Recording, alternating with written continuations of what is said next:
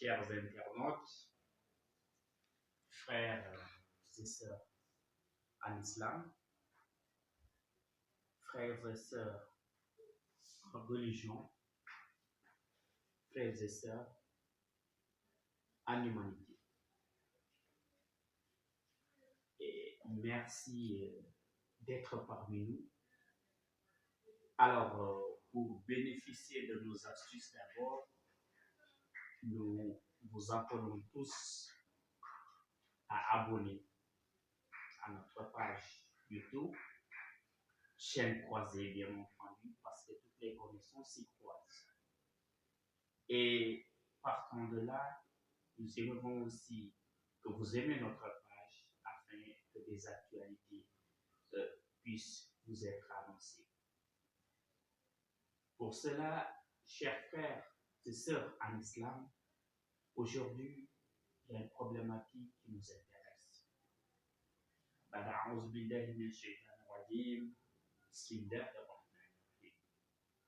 Allahumma salli ala sayyidina Muhammad wa ali Muhammad. Allahumma ighfir lil mu'minina wal mu'minat wal muslimina wal muslimat. Chers frères et sœurs, à la lumière de deux versets du Coran, A'udhu billahi minash shaitanir rajim, Fazakir in nafa'ati zikra. Rappel si le rappel est utile. Et dans quel sens le rappel est utile? Et quand est-ce qu'on doit parler du rappel? Et dans ce sens-là, nous croyons que le rappel est utile, donc on va essayer de rappeler sur cette problématique d'une portée capitale et capitalisante en islam. Frères et sœurs en la religion, frères et sœurs en humanité, nous avons le plaisir encore de vous rappeler un verset du Coran qui nous met quand même en paradoxe par rapport à nous-mêmes et par rapport à ce que nous avons envie de faire. Chers frères et sœurs, Dieu nous dit dans le Coran, Fazakir innama anta muzakir. Allah rappelle, car tu es celui-là qui doit rappeler. Donc tu es celui-là qui doit prêcher. Est-ce que nous sommes celui-là qui doit prêcher? C'est une interrogation. Et donc, dans Suratul Maryam, Dieu disait à Yahya, rappelle ne serait-ce que le peu que tu connais du livre. Et alors, donc nous sommes appelés à vous rappeler ce peu que nous connaissons du livre là, bon, pour revenir sur la problématique qui va nous intéresser, chers internautes.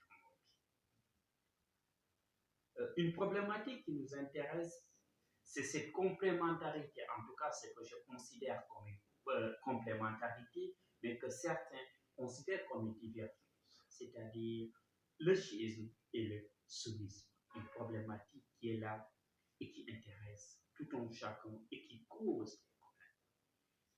Cette problématique, chers internautes, frères et sœurs, encore une fois, n'est que le fruit, en tout cas, d'une instrumentalisation de la religion qui n'est pas forcément causée par des musulmans, encore moins par des monothéistes. Ça peut être des gens, soit non religieux, qui sont à l'origine de cela.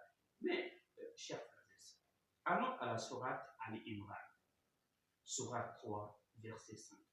وَأَعْتَصِمُوا بِحَبْلِ اللَّهِ جَمِيعًا وَلَا تَفَرَّقُوا. وَأَعْتَصِمُوا بِحَبْلِ اللَّهِ جَمِيعًا وَلَا تَفَرَّقُوا. Cramponnez-vous, réunissez-vous autour d'une seule et unique corde de Dieu et unissez-vous. Chers frères, à la lumière de ce verset du Coran, on aura compris, nous ne sommes pas appelés à se diviser. On doit s'unir autour d'une même et unique voie, un chemin dont nous sommes tous appelés vraiment à suivre. Donc, ces divergences entre chiites et sunnite n'est pas en soi un problème. Quoi que l'on dise, les 4 grandes écoles que nous connaissons, de l'imam Malik, l'imam Hanbal, imam Shafi et imam Hanafi, les 4 grandes écoles sunnites, et de l'autre côté l'école de l'imam Jafar Sadiq, en soi n'est qu'un enseignement qui est le fruit de ce qu'on va appeler une rahma, c'est-à-dire une miséricorde de Dieu pour pouvoir en tout cas diversifier cet islam-là. Donc, ce qu'il y a lieu aussi de comprendre dans Surat al-Baqarah, وَإِذْ أَخَذْنَا مِيثَاقَ بَنِي إِسْرَائِيلَ لَا تَعْبُدُونَ إِلَّا اللَّهَ وَبِالْوَالِدَيْنِ إِحْسَانًا وَذِي الْقُرْبَى وَالْيَتَامَى وَالْمَسَاكِينِ. Qu'est-ce qui suit? وَقُولُوا لِلنَّاسِ حُسْنًا. Alors, quand le pacte est signé avec les enfants d'Israël, c'était de dire que finalement, n'adorez que Dieu et soyez bienveillants envers vos pères et mères, les orphelins, et dites au tenez une parole douce aux hommes. Donc, le message qui doit être véhiculé, que ce soit entre chiites et sunnites ou entre autres, ça doit être un message transversal, un message doux, un message en tout cas qui a vraiment son fruit. Parce que l'on sait déjà, je ne sais pas si les chiites seront convaincus ou si les sunnites seront convaincus, mais ce qui est clair, c'est que les croyants sont des frères alors qu'ils fraternisent entre eux. Donc, cette fraternité, est-ce que le chiite va considérer un sunnite, quel que soit son degré, comme mu'min? Il doit en faire en tout cas une obligation. Est-ce que le sunnite doit considérer un chiite comme quelqu'un qui sera mu'min? En tout cas, il doit en faire une obligation parce qu'on doit s'unir dans cette diversité, accepter nos différences et se réunir. Parce que rappelons ma page YouTube, comme je vous l'ai dit, c'est les chemins croisés. Intéressons-nous au croisement des chemins des cascades, mais non pas à cette divergence entre les chemins. J'espère bien que cela parviendra à vous convaincre, chers musulmans, je vous remercie pour votre aimable attention.